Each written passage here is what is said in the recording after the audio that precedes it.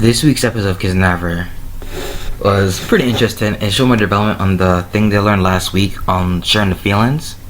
Because this week it started off with Hadaka walking on with a girl. And the girl she looked like she wanted to try to kill herself, but it's mostly a joke, but Hadaka took this seriously and tried to save her and pull her back up, and they fell on top of each other. So while I was watching this, I was thinking maybe this was the girl that she said she killed. But that wouldn't make sense, because if she really did kill her, she would most likely be in jail right now. It's only like two or so years after that, cause that was back in middle school. So like Yuta said before, later on in the episode, she would most likely still be in jail. So why did she really say she killed her? We'll probably find that out next week, so we'll see how that go. Later on in the episode, after that scene, it showed a continuation of last week, how last week's episode end. They learned that they really are connected by emotion, and they gotta watch how they feel.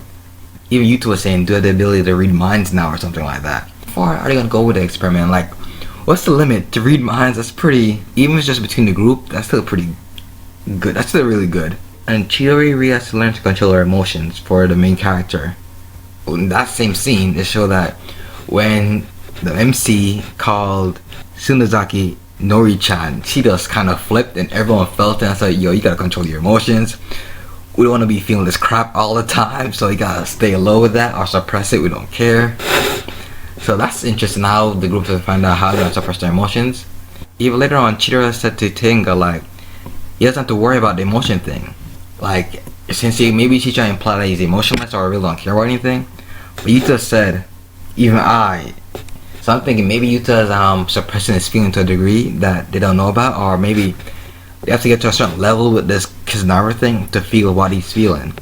So when he said even I, something maybe he feels some emotional attachment to someone in the group, maybe romantic feelings, maybe hatred. We don't know yet. So we will see this. The episode's only halfway in the series, so we will see. We'll eventually see it. Hizumura, when they ask Hizumura, like, does this emotion thing affect him like the way he wants to? But it says no, like, this feeling doesn't really give him the same edge or edgy feeling he has from physical pain. So I'm saying, yo, bro, you gotta fix yourself. This whole masochist thing isn't working out. You really trying to kill everyone in the group. Gotta chill out with that. Cause later on, Tango was saying maybe Miki is feeling lonely. Cause even every time they called her for anything, she always comes there. But that's kind of a contradiction later on when Nico called her and she was hanged up. Anyway, Tenga is like saying she's lonely. So anytime they call, like I said before, anytime they call her, she's always there. Unlike Yuta, I just brushed them off and ignored them completely. Mainly, I think, just to hang with girls. And speaking of Yuta was one of the first people that figured out that it was, because later on, it was Yuta that figured out later on that it was Hanaka's feeling the discomfort in her heart. So he found her.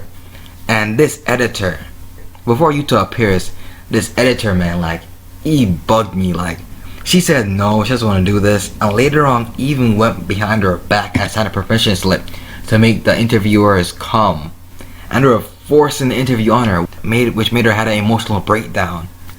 I'm thinking, okay, they're probably not gonna have the full blunt of it or the lingering effects of it.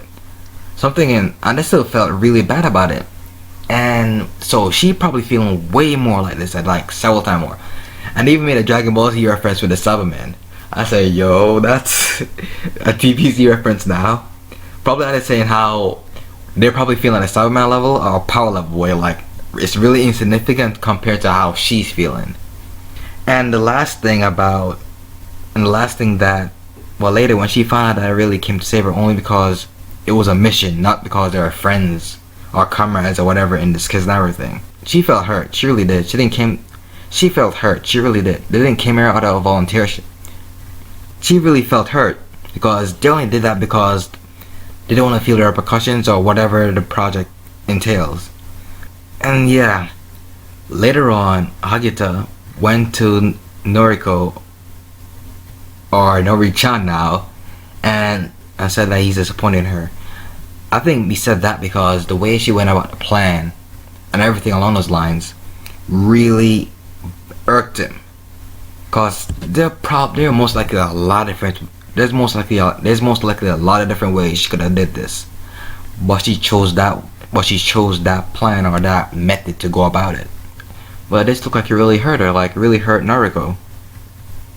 Cause they're childhood friends, and before she said that the 7 deadly sins, and they really don't live up to their reputation of being 7 deadly sins of all that did, of what she described them earlier in like episode 1 or episode 2.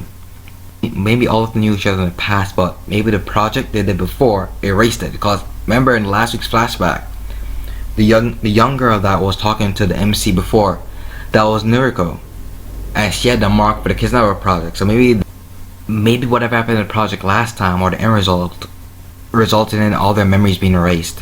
So maybe they all knew each other in the past, or at least a few of them, because the MC and her are childhood friends. So maybe that's why you start calling Nori-chan, because the closeness between them.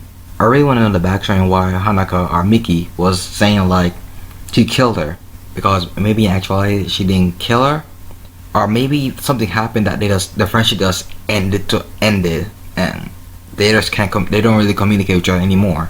I just really want to know what happened. Those are my thoughts on this week's episode of Kiznaiver, episode 6. Tell me your thoughts in the comment section below. I'm always checking. Anyway, that's all. Bye guys. Cryptic out.